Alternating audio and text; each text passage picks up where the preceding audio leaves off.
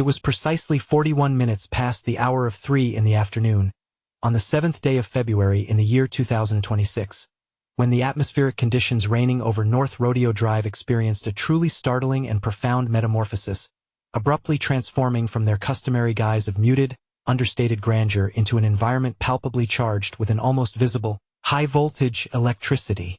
At this precise juncture, Meghan Markle, deliberately obscured from casual view behind a pair of strikingly oversized dark lenses and swathed in an exquisitely tailored, ivory-colored cape coat that seemed to exude an aura of hushed, inherited wealth, proceeded with measured steps toward the principal and most prestigious Chanel boutique situated in the heart of Beverly Hills.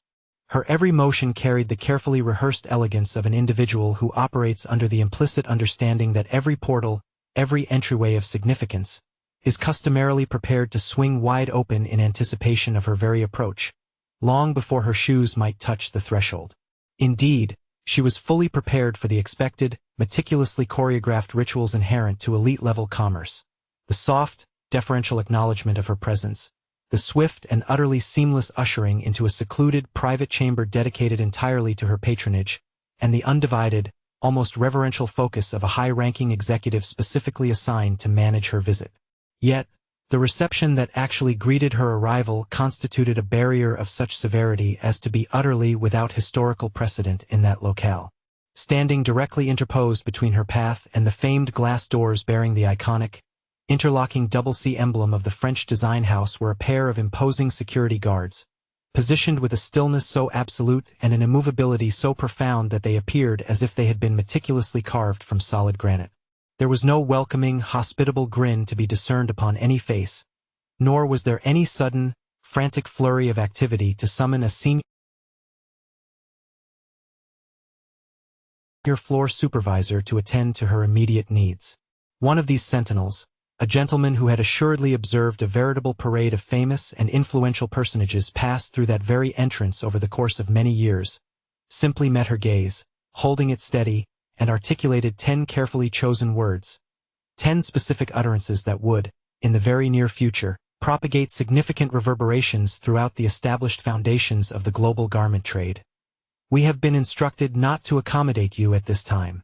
For a prominent figure who had, until this moment, been widely celebrated and consistently positioned as the quintessential, contemporary embodiment of inspiration for venerable heritage luxury labels, this unexpected tableau represented nothing less than a breathtaking and exceptionally public reversal of established fortune and favor. This particular occurrence was demonstrably far removed from being a mere minor clerical error or a simple, unfortunate lapse in the coordination of scheduling. It was assuredly not attributable to a temporary misunderstanding concerning a reserved calendar appointment, nor could it be dismissed as a simple matter of the establishment being temporarily closed for a private, unscheduled function. Instead, this moment represented the undeniable fulfillment of a conscious, absolutely final, and internationally disseminated directive that had traveled the entire distance from the venerable central offices of Chanel, which reside on the historic Rue Cambon in Paris. This was a resolution so exceptionally rare and so fundamentally comprehensive in its scope that those dwelling within the most confidential inner sanctum of the esteemed fashion house had previously spoken of it only in hushed, awestruck tones, referring to it sotto voce as the nuclear option. Within the high-stakes, coded lexicon of the venerable house of Chanel, this action transcended the simple denial of admittance. It constituted, in its purest form, an act of complete institutional erasure. One is strongly encouraged to subscribe to the designated channel without delay to maintain up-to-the-minute awareness regarding the continuing developments in this unfolding fashion drama. A considerable multitude of onlookers, including several staff members from the neighboring, equally renowned Dior shop, bore silent witness as the Duchess appeared to undergo a visible, internal transformation, turning perceptibly cold under the sudden pressure. Her fingers remained tightly clenched around the casing of her mobile communication device, suspended mid-composition of a message, her entire physical frame becoming unervingly rigid beneath the intense, unfiltered glare of the ubiquitous California sunshine. For a span of several drawn-out moments, the silence that descended upon the scene was absolutely piercing in its intensity. Then, quite abruptly, the carefully maintained composure began its undeniable process of dissolution.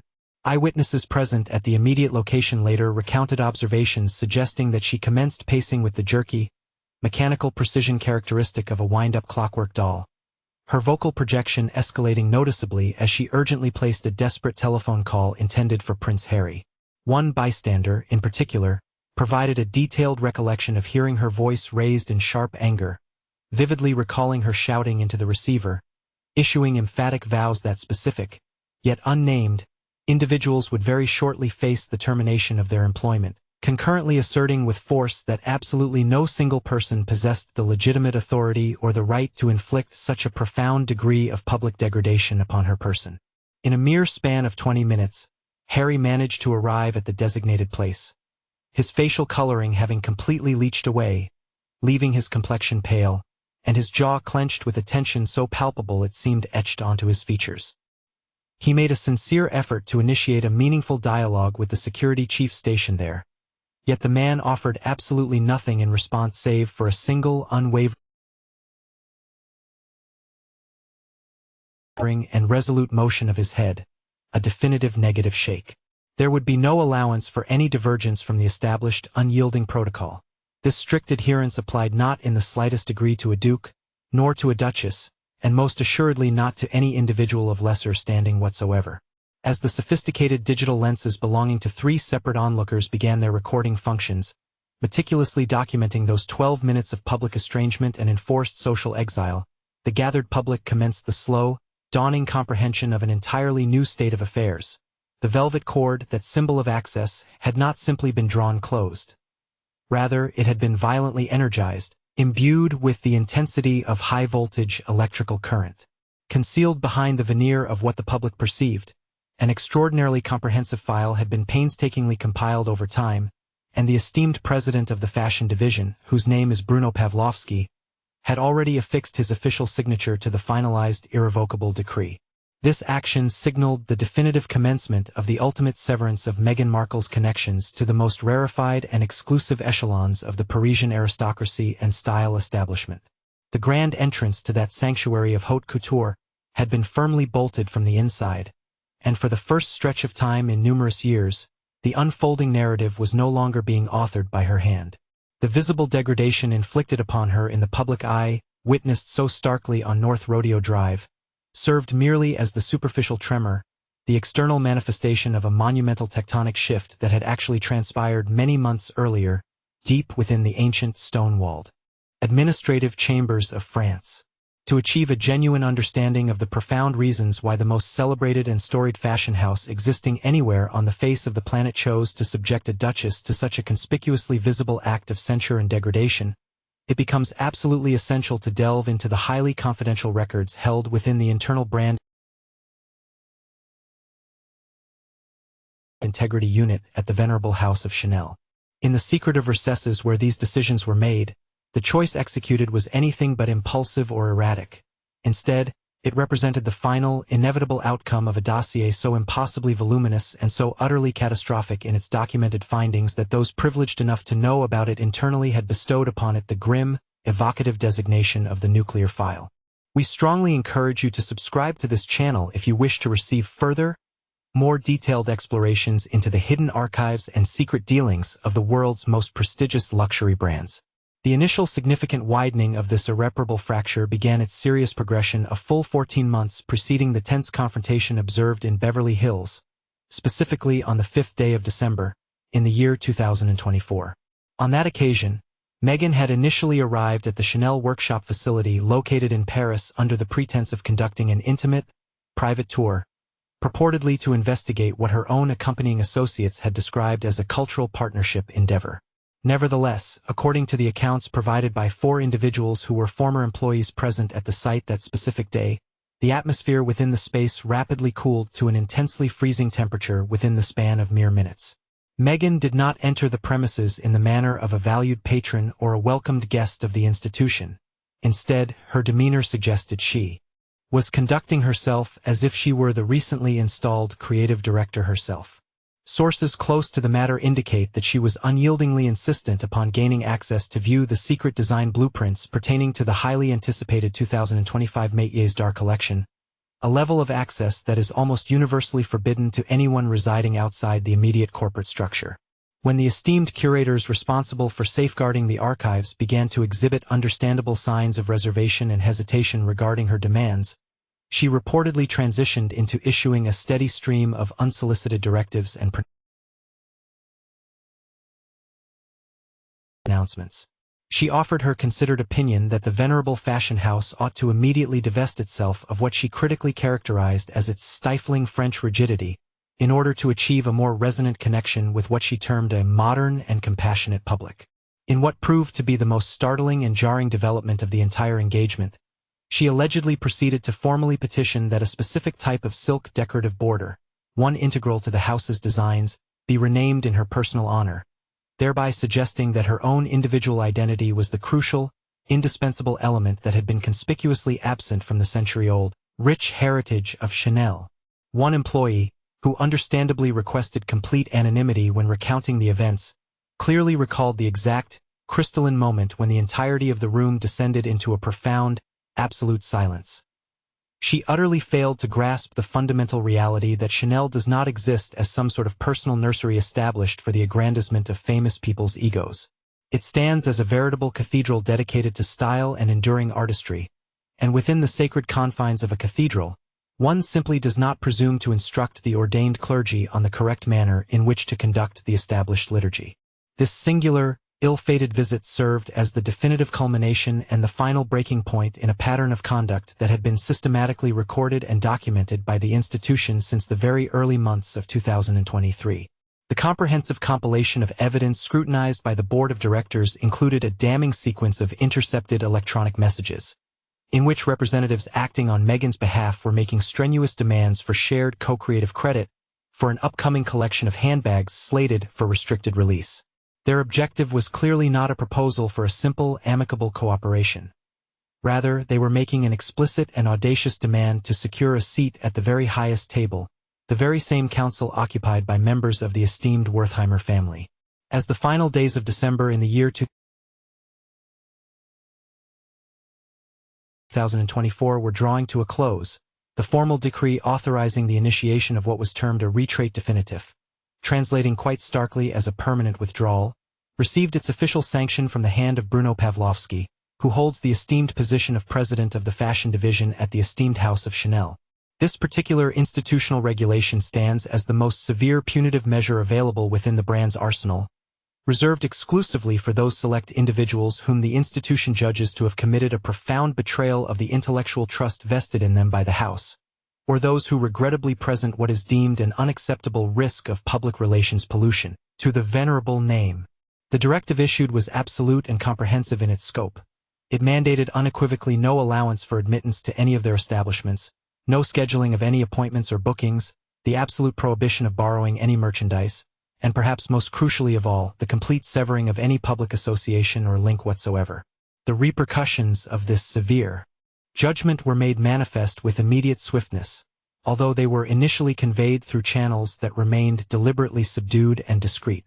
The esteemed name of the Duchess was systematically expunged from the carefully curated roster of invited guests slated to attend the forthcoming significant exhibition scheduled to take place in Manchester. Simultaneously, across various international regions, managers were formally apprised of a Level 1 non-engagement directive, a strict instruction that effectively designated her as persona non grata across every single global territory under Chanel's purview. While the general populace might still observe images of a duchess elegantly adorned in the creations of high fashion, the true arbiters and elite members of the industry were, in fact, witnessing the methodical, almost clinical deletion of a prominent figure from the meticulous ledgers and records of the fashion world itself. In the hushed confines behind closed doors, the precise terminology employed to characterize her situation was tactically uninsurable. This drastic measure was not simply a proportional reaction to a mere list of demands that had been presented, Rather, it stemmed from a deep-seated apprehension regarding the sheer unpredictability she introduced into a realm that fundamentally thrives and sustains itself upon the twin currencies of unwavering consistency and utmost caution. Chanel had, over a period of time, come to the inescapable realization that every single instance where Meghan Markle entered a given space, the entire focus of the conversation inevitably and immediately ceased to revolve around the intrinsic artistry of the creations or the merits of the garments themselves. Instead, the entire discourse became wholly and exclusively centered upon her individual presence. For a venerable fashion house that has successfully navigated the tumultuous waters of two devastating global conflicts and myriad drastic economic shifts, precisely by maintaining a resolute position above the incessant clamor and noise, the particular brand of viral controversy so frequently associated with Meghan was perceived as an existential and potentially fatal danger to the integrity of their corporate honor. Consequently, the confrontation that transpired in the sophisticated locale of Beverly Hills upon the 7th day of February in the year 2026 was certainly not an accidental oversight or a minor blunder committed by some junior security officer in the field. Instead, it represented the public execution of a definitive sentence that had been formally handed down a full 12 months prior, deep within the very heart of the French capital city.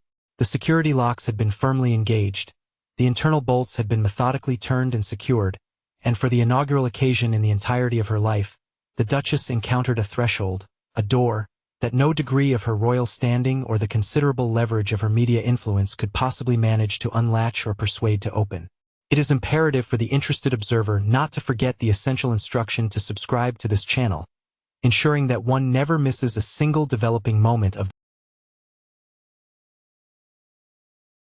this unfolding high-stakes narrative as it continues to reveal itself. The very public clash witnessed along the famous thoroughfare of Rodeo Drive served as the final, explosive culmination, yet the initial spark, the lighting of the fuse, had actually occurred 3 years earlier, during a specific period now referenced in the most subdued of whispers within the exclusive fashion hubs of both Paris and New York as the Mood Board War. This period spanned several months in the middle of the year 2023, a duration when the expansive and ambitious designs conceived by the Duchess of Sussex collided headlong with the unyielding, impenetrable bulwark constituted by the historical legacy and established traditions of Chanel. This developing situation proved to be far more significant than a mere superficial disagreement concerning aesthetic preference or visual styling. It represented a fundamental, irreconcilable conflict between two completely antithetical ideologies regarding the very nature and exercise of influence. In the month of May of the year 2023, the business counselor representing Meghan at the Archwell organization, a professional named Vanessa Lauren, formally initiated a delicate dialogue with the United States media office maintained by Chanel. The designated intermediary tasked with facilitating this initial contact was Zara Carmichael, a specialist formerly associated with public relations at Goop, who had earned a notable reputation for successfully brokering agreements between prominent Hollywood figures and the venerable European luxury houses. The proposition presented was, by all accounts, remarkably bold and audacious: the creation of a highly exclusive, restricted-run philanthropic collection to be branded as Archwell x Chanel. The core of this elaborate proposal advocated for a fusion, a synthesis, between the profoundly transformative and enduring legacy established by Coco Chanel and the contemporary, purpose-driven branding strategy that Meghan herself championed. The confidential records, which were painstakingly retrieved from a server that had been successfully compromised belonging to a well-known public relations establishment, revealed that the initial response emanating from the esteemed House of Chanel was characterized by a veneer of highly refined, characteristically French politeness. Nevertheless, the candid, unvarnished commentary exchanged among the internal personnel during that very first substantive discussion betrayed a far more direct and uncompromising sentiment.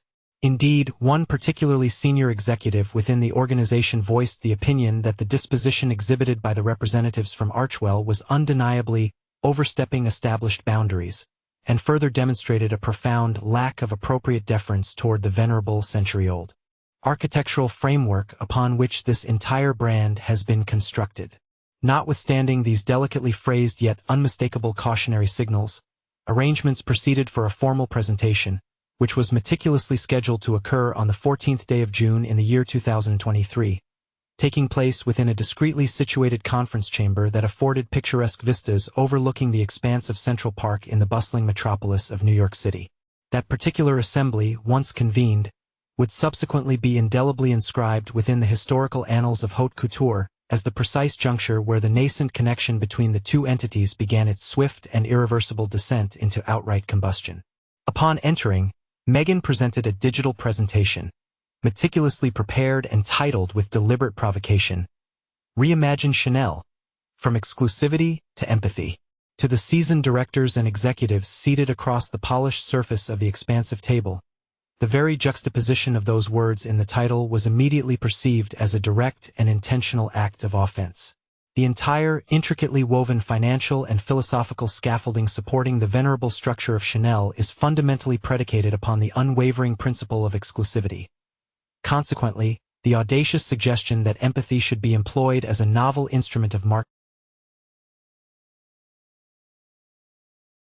was instantly interpreted as a dilution, a regrettable watering down, of the institution's irreplaceable and carefully cultivated aura. As recounted by 3 distinct individuals who were present within that tense environment, the presentation itself transpired as a relentless succession of profoundly stringent demands, which were artfully disguised and framed as constructive creative contributions.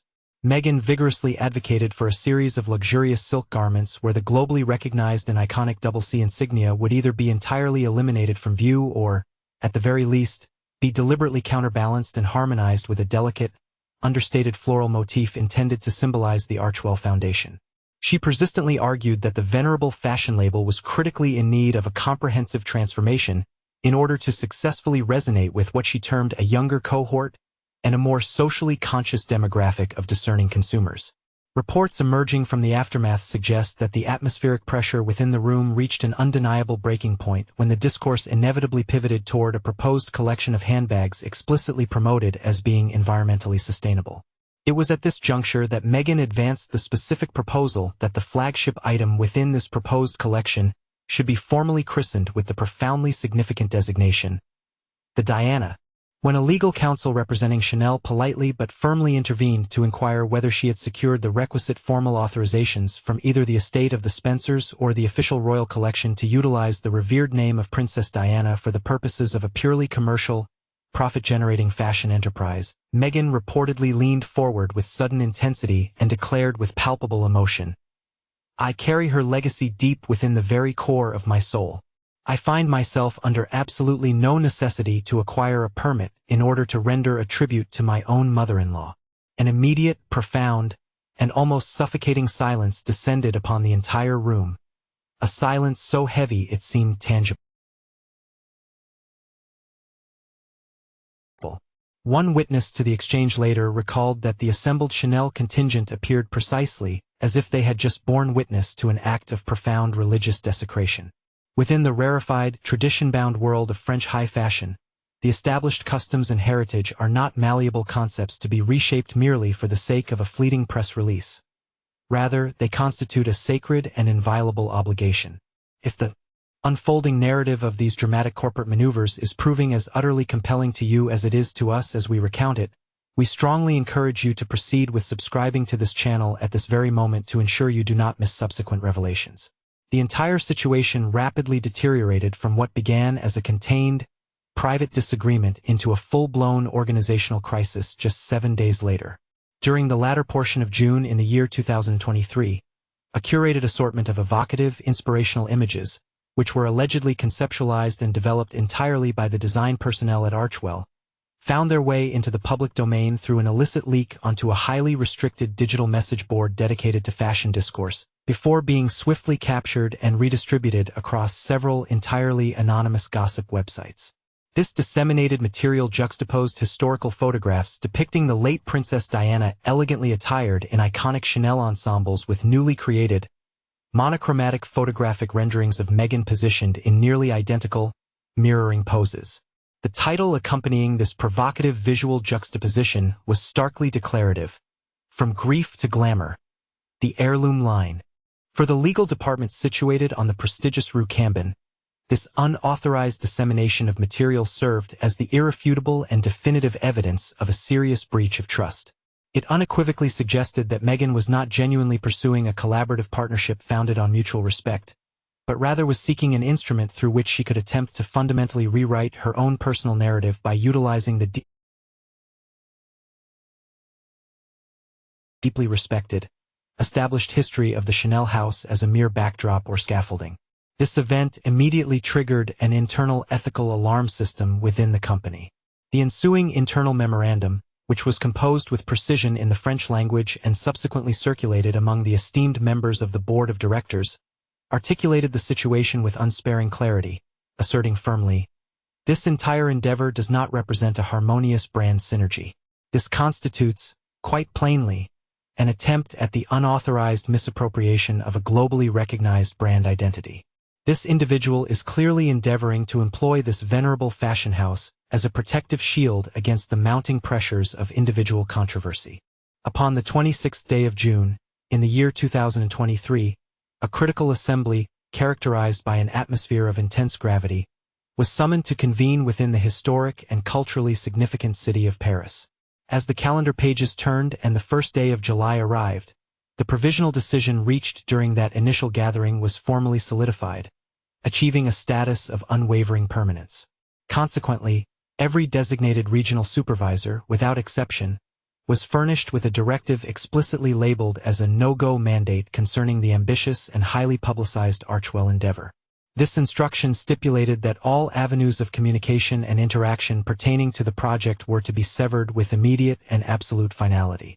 There was to be no issuance of a formal written communication articulating the refusal, nor was there to be any official pronouncement made through the channels of the media, and certainly no public declaration would be forthcoming to explain the sudden cessation of activities. Within the rarefied and often ruthless ecosystem of high fashion, the most chillingly effective methodology for ensuring the demise of any proposed venture is achieved through the calculated and complete withdrawal of the very sustenance it requires, the oxygen of sustained attention and interest. Thus, the entire undertaking quietly expired, fading away into an absolute and resounding silence. However, the repercussions stemming from this calculated silence were anything but subdued in the less visible, behind-the-scenes corridors of influence.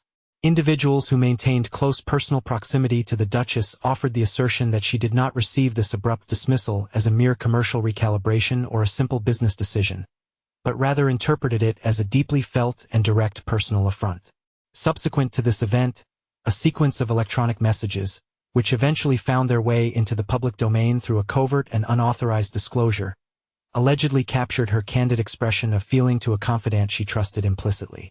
In these private communications, she reportedly articulated her grievance, stating something to the effect of, "They saw fit to exploit my established reputation merely to generate a sense of eager anticipation during their private deliberations, and then, having successfully extracted the desired intelligence, they summarily slammed the door shut behind them. Rest assured, I shall cultivate a sphere of influence that transcends their limited scope. That, after all, is an achievement I invariably manage to secure." By the arrival of the spring season in the year 2024, the discernible alteration in her approach became unmistakably evident to those few observers possessing the requisite insight to perceive such subtle shifts. Meghan commenced a systematic and diligent process of excising any and all references to the venerable House of Chanel from her public discourses and appearances. The beloved staples of traditional ballet slippers and the iconic quilted leather handbags were deliberately relegated to obsolescence, replaced instead by selections emanating from the design houses of Valentino, Carolina Herrera, and Self-Portrait, a curated collection of labels generally perceived as being significantly more amenable to the potent leverage exerted by celebrity status and the swift, dynamic imperatives of contemporary branding. A specialist who had briefly offered consultation on the Duchess's wardrobe and hairstyling for a prominent streaming production offered the observation that the Duchess developed a pronounced and visible fixation on demonstrating a complete lack of dependence upon the Parisian elite.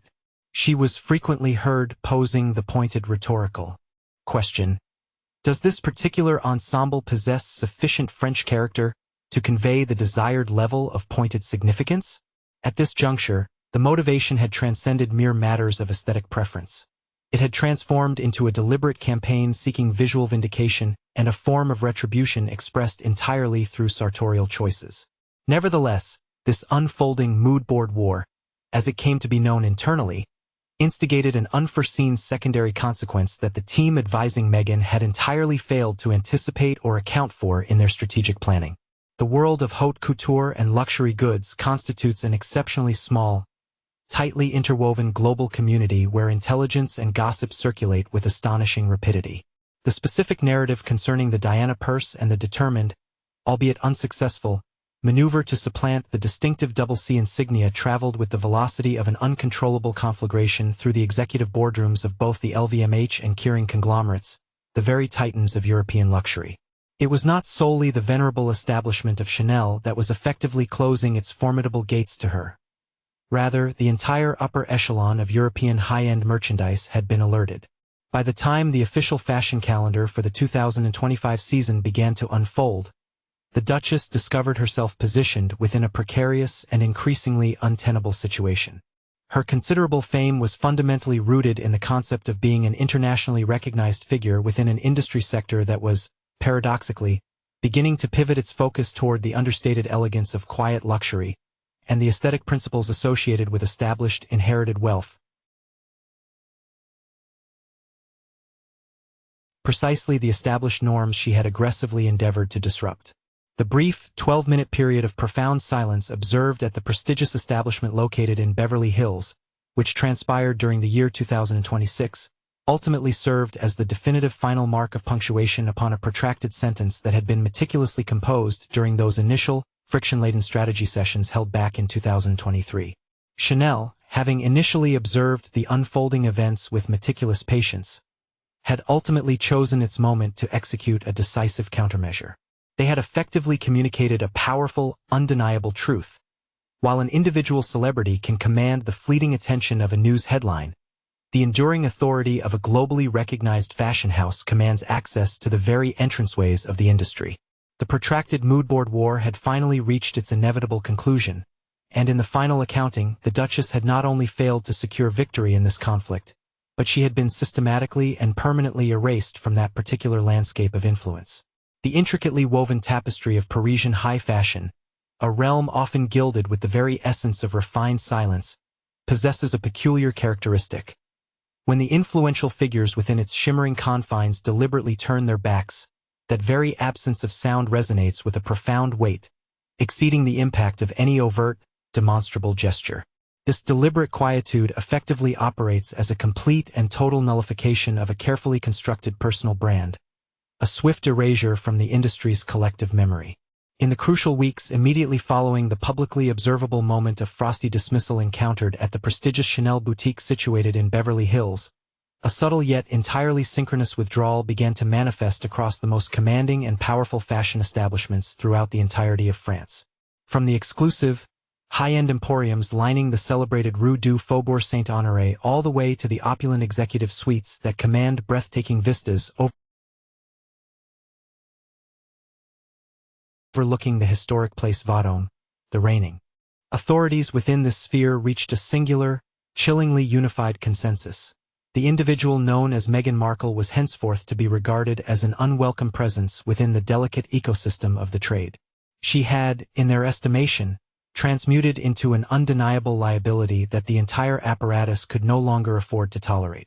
For those keen to remain abreast of the significant and swift transformations sweeping through the world of haute couture and luxury commerce, a persistent engagement with the relevant channels of information is strongly recommended.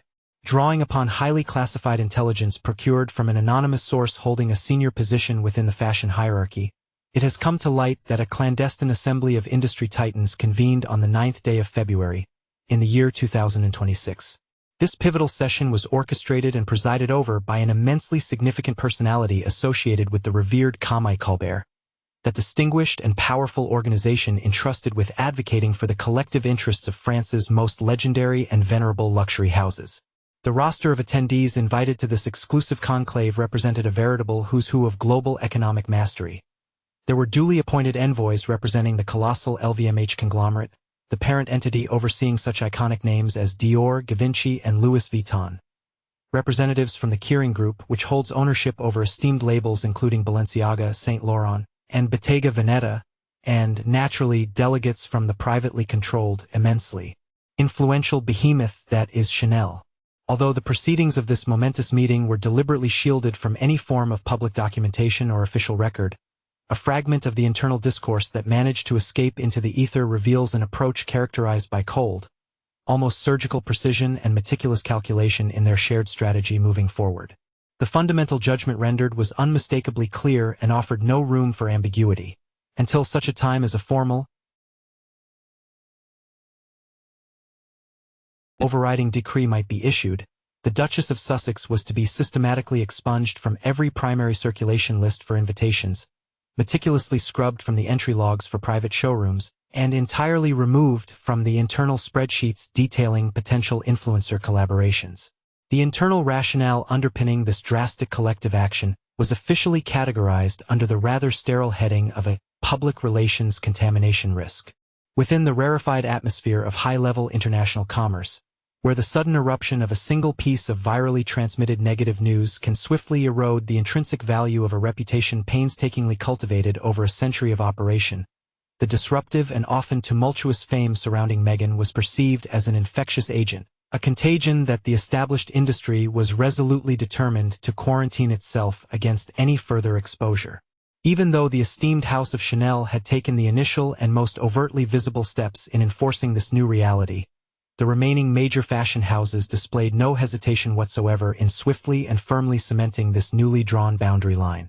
Dior, an institution steeped in history and one that had, for several years, been the subject of persistent speculation regarding a potentially high-profile partnership with Meghan, promptly disseminated a discreet internal memorandum to all of its worldwide media liaison teams. The directive contained within this communication was entirely unambiguous in its mandate. Cease the provision of any garments for her forthcoming public engagements and immediately terminate all ongoing lines of communication with the talent agencies representing the interests of the Sussex household. Furthermore, even the venerable House of Givenchy, the very label responsible for crafting the now famous and exquisite bridal gown worn by Meghan in the year 2018 under the creative guidance of Claire Waitkeller, made the strategic choice to adopt a policy of absolute and complete separation from the situation. While they diligently avoided issuing any official public pronouncements on the matter, an individual possessing intimate proximity to the current design personnel confirmed the palpable shift in their operational posture, stating plainly, "Our entire concentration is now dedicated to cultivating emerging talent and celebrating enduring artistry, rather than becoming entangled in ongoing political controversies." This same source further elaborated on the rationale, thoughtfully remarking, "The connection to the marriage ceremony of 2018 remains a cherished artifact of our recent history, but it emphatically does not constitute the foundation upon which we intend to build our future endeavors." This widespread trend of strategic distancing reached its apex when the House of Balmain reportedly took the decisive action of canceling a meticulously scheduled digital promotional event. This event had been planned to feature an in-depth, thoughtful conversation between the celebrated creative director, Olivier Rousteing, and the Duchess herself. The entire project, which was ostensibly centered around the intellectual theme of digital feminism, was abruptly shelved a mere 4 days before the scheduled filming date. An executive who was privy to the ultimate decision-making process pointed to the overwhelming nature of the perceived jeopardy, explaining the rationale with stark clarity. Every single conversation inevitably devolves into an exhaustive list of her grievances, rather than remaining a focused discussion about the clothing itself, the executive confessed. "In the magnificent city of Paris, our entire existence is predicated upon crafting and selling dreams. Meghan, by contrast, seems fundamentally preoccupied with conflict. These two distinct realities, dreams and conflict, are utterly, irreconcilably incompatible within the framework we operate. Concealed behind the shimmering, elaborate tapestry of every grand fashion week spectacle, there exists a meticulously constructed, deeply interconnected network comprising media specialists, high-powered representatives, and the most esteemed, top-tier stylists, all serving as the vigilant custodians of those coveted front-row seats. By the middle of the month of February in the year 2026, The very mention of the name Meghan had transformed into an unmistakable, almost cautionary signal within the sensitive databases maintained by these gatekeepers. A highly regarded stylist hailing from the European continent, who had previously shared a significant professional engagement with Meghan on a major magazine undertaking way back in 2019, offered a candid assessment of the prevailing climate while insisting upon complete anonymity. The very instant her designation is introduced to a design house these days, there ensues a prolonged, noticeable silence, invariably followed by a swift, exceedingly polite shift in the conversational subject matter. That, my friends, is the unspoken, universal industry indication for, it is imperative that this topic is not revisited. We are witnessing an organized, professional evasion operating on a truly global magnitude. The tangible ramifications of this pervasive professional chill became most strikingly evident when the initial compilation of invited guests destined for the esteemed Paris Fashion Week, an event scheduled to unfold between the 4th day and the 11th day of March in the year 2026, was disseminated among the select circle of the media elite. Meghan Markle, an individual who, not so long ago, occupied privileged seating arrangements immediately adjacent to the planet's most profoundly influential editorial figures, was conspicuously and entirely absent from that roster. She was nowhere to be located in the premier viewing area for Dior, nor was she to be found backstage surveying the preparations at Schiaparelli.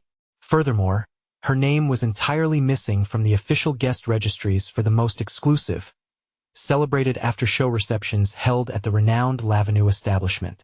For a public persona whose entire commercial essence and brand equity are fundamentally predicated upon the tangible currency of access and the visibility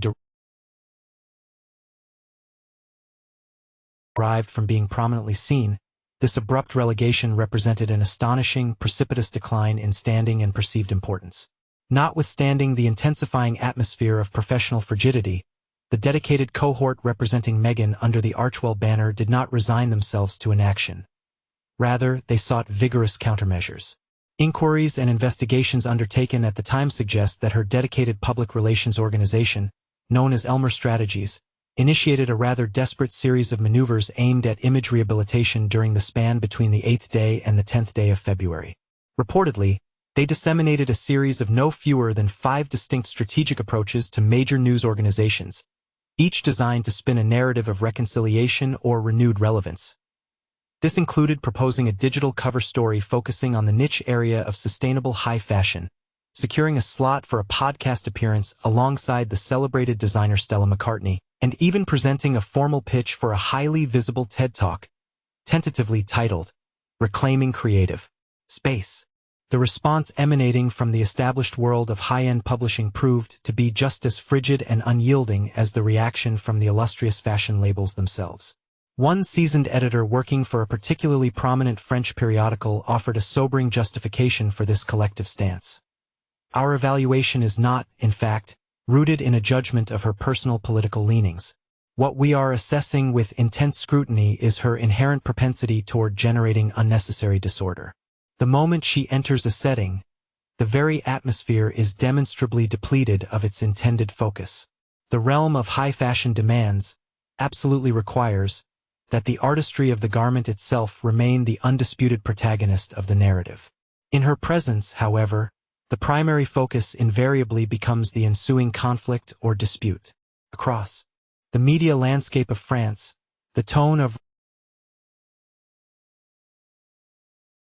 reporting demonstrably pivoted away from mere interest toward outright censure and disapproval. For instance, Le Figaro disseminated a significant fashion commentary bearing a headline that powerfully conveyed the sentiment: "The silence of Chanel, a force more potent than spoken words." Even the French iteration of Vanity Fair, an entity that had previously championed the Duchess's sartorial choices with considerable fervor, published an extensive article asserting that she had fundamentally confused the act of disruption with the possession of genuine authority, issuing a clear caution to its readership that the elevated echelon of high fashion is entirely unwilling to bend or bow to the dictates of any singular individual's ego. This widespread, encompassing freeze observed throughout the year 2026 served to underscore a fundamental, unchanging truth regarding the architecture of genuine influence. Whereas the vibrant, often tumultuous celebrity culture endemic to the United States thrives upon loud clamor and the transient nature of viral moments. The established, deeply rooted fashion elite of Europe place their highest value on heritage, extreme caution, and the unyielding, formidable power embedded within the simple utterance of the word no. By decisively closing their ornate doors, the venerable fashion houses of Paris were performing a function far exceeding the mere snubbing of a high-paying customer. They were actively engaged in the critical defense and shielding of an entire, carefully cultivated way of life and industry standard. As one venerable veteran of the trade eloquently summarized the situation, "Within this rarefied world, access doors swing open with barely an audible whisper, but when they are definitively slammed shut, the resulting reverberation carries and echoes for an astonishingly long duration." By the midpoint of February, every single one of those doors in Paris had emitted that definitive, resounding sound, leaving the Duchess standing alone and distinctly outside the perimeter of a fortress she had, for a time, evidently believed she possessed the power to command at will. Be certain to subscribe to our channel forthwith, so that you may witness the unfolding developments in this compelling narrative as they continue to reveal themselves. As the imposing, weighty portals of the esteemed House of Chanel were firmly secured, and indeed, as the entirety of the magnificent city of Paris mirrored this decisive action, it is noteworthy that Meghan Markle, the Duchess of Sussex, did not succumb to the impulse to withdraw from the public eye or retreat into obscurity. On the contrary, drawing upon confidential disclosures provided by numerous internal sources familiar with the unfolding situation, it has been revealed that the Duchess immediately reverted to employing those very instruments and tactics that had historically served her well in previous public engagements. The deployment of intricate legal strategies, the careful drafting and dissemination of clandestine public relations memoranda, and the highly calibrated utilization of her personal narrative as a potent source of influence.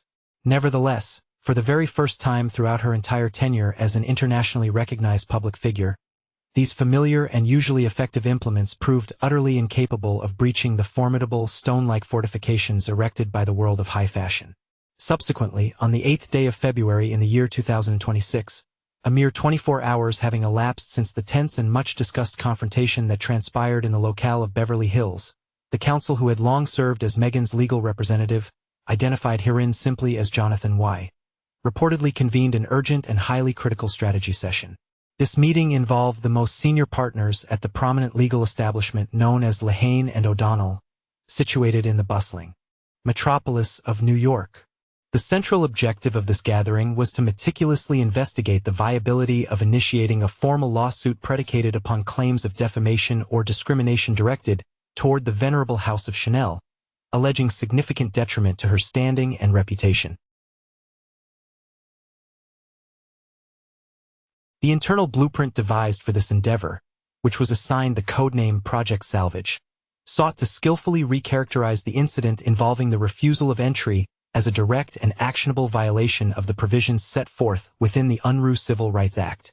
Notwithstanding the initial fervor, this proposed legal offensive was decisively thwarted and brought to a premature conclusion before it could ever be presented for adjudication before any sitting judge. A considerable cohort of seasoned legal minds, including one distinguished former magistrate from the California Superior Court system, undertook a thorough review of the arguments that had been so painstakingly formulated, ultimately dismissing them summarily as nothing more than legal fantasies, underscoring the lack of legal standing for such a claim.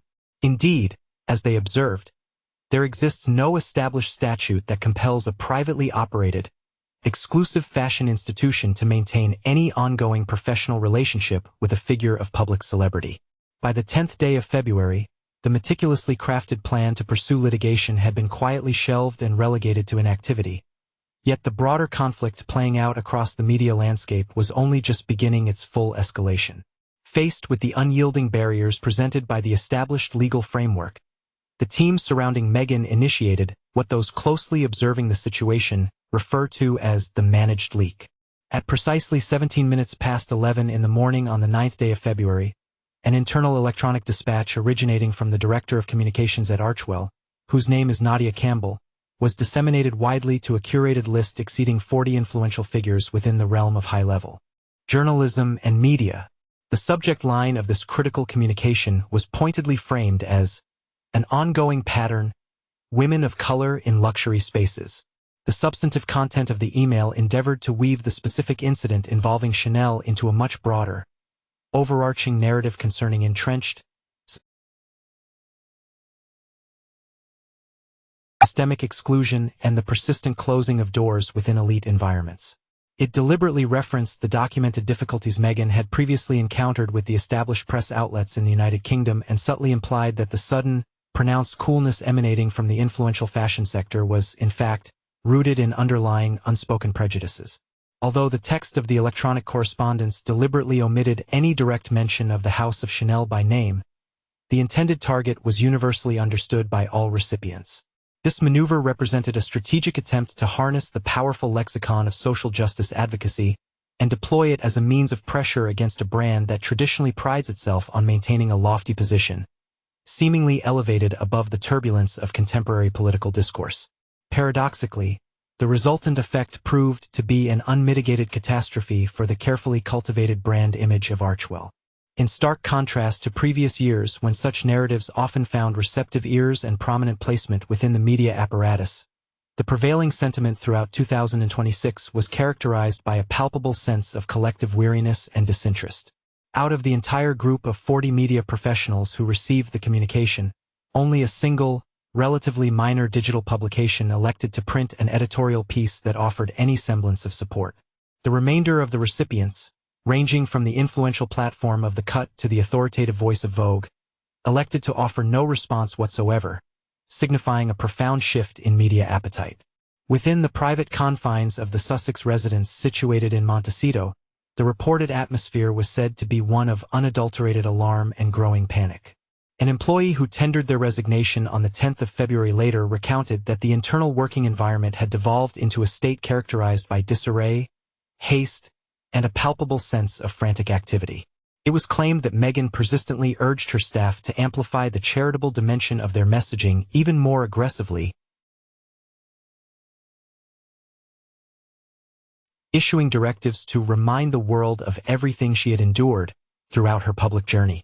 However, it became increasingly apparent that the general public was no longer readily engaging with the established narrative script. In one particularly telling instance, a message that found its way out via the WhatsApp application, originating from a high-ranking advisor, carried a stark warning: "We are losing the interest of the room. The more we focus on the struggle, the further the brands move away." The ultimate and most devastating blow arrived directly from within the inner sanctum of the fashion industry itself. On the evening of the 10th of February, a private electronic mail correspondence authored by Bruno Pavlovsky, who serves as the president of Chanel's esteemed fashion division, was illicitly shared without authorization onto a restricted digital server accessible exclusively to professionals working within the industry. The contents of this message, which had actually been composed much earlier, specifically on the 28th of January, predating the widely publicized incident on Rodeo Drive by several weeks, served to articulate the House's unwavering position with absolute clarity. The message unequivocally stated, "There are times when keeping quiet protects the House better than saying something. We cannot be asked to take on chaos just for the sake of a celebrity." The choice regarding M. Markle was about strategy, not feelings. The unfortunate revelation of the contents of the Pavlovsky message served as the definitive indication that the highly selective and often impenetrable world of high fashion had irrevocably sealed its gates against further entry. This single event regrettably transformed the perception of Meghan, the Duchess, in the estimation of every significant marketing and public relations entity across the entirety of Europe, shifting her status from that of a potential asset or even a sympathetic figure to that of a demonstrable liability, a veritable problem demanding careful avoidance. Indeed, as the days progressed through the middle portion of that very week, the most esteemed and influential public relations establishments situated in the bustling metropolis of New York and the sophisticated avenues of Paris began the systematic process of inscribing the name of the Duchess onto their internal, strictly enforced do-not-book registries. One particularly elevated and influential leader operating within the hierarchy of a premier agency articulated the situation with stark, unvarnished candor during a private exchange within a professional digital communication channel, stating plainly, She no longer possesses the capability to successfully move merchandise or products. Her presence now only serves to direct the trajectory of the news cycle into unfavorable and detrimental channels. As the first rays of the morning sun illuminated the dawn of the 11th of February, the Duchess discovered herself enveloped in a solitude of a kind she had never before experienced in her public life. Her numerous and assertive legal challenges had proven entirely ineffectual. Her carefully orchestrated media disclosures had, ironically, generated substantially more detrimental consequences than the advantages she had sought, and her once assured standing amongst the influential arbiters of contemporary style and taste had utterly evaporated into thin air.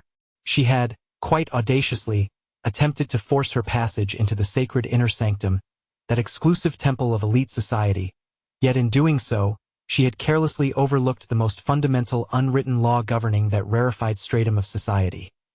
In an environment where a formal, personal invitation constitutes the sole legitimate currency of acceptance, those individuals who resort to aggressive, forceful measures, such as attempting to violently kick down the established portals, are almost invariably destined to find themselves uninvited to remain within the hallowed grounds. The findings presented in the official reports issued by various investigative bodies were delivered with absolute certitude and lack of ambiguity.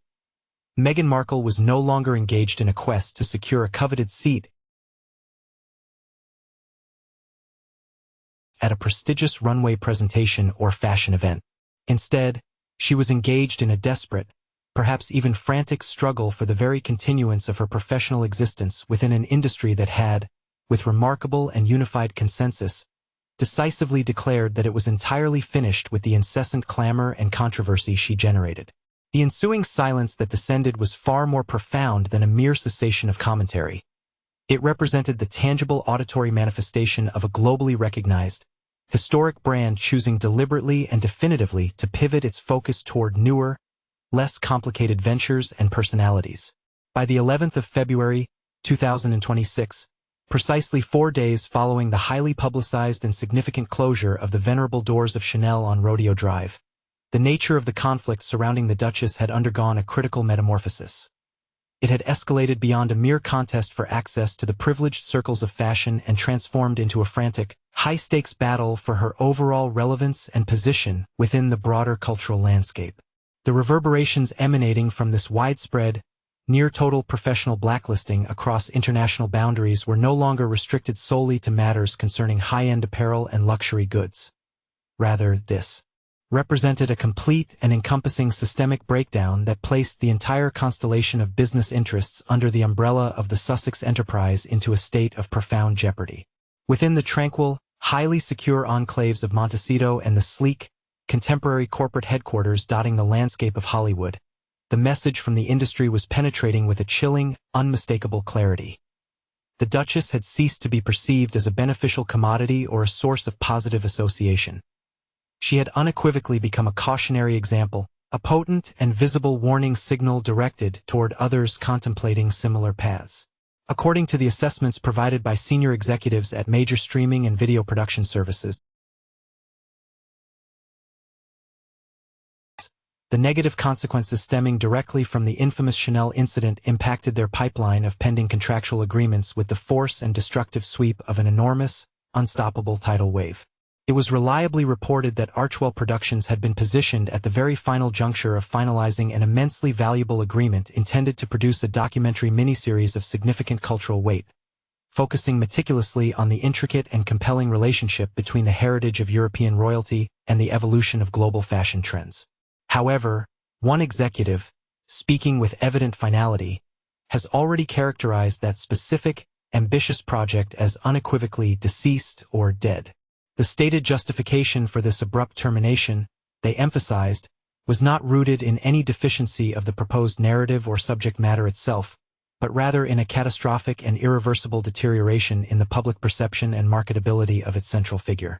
No established legacy brand, particularly those rooted deeply within the luxury sector which prizes stability above all else, was willing to risk the corrosive association with an individual whose defining narrative had regrettably become overwhelmingly centered upon the theme of industrial rejection and professional ostracization.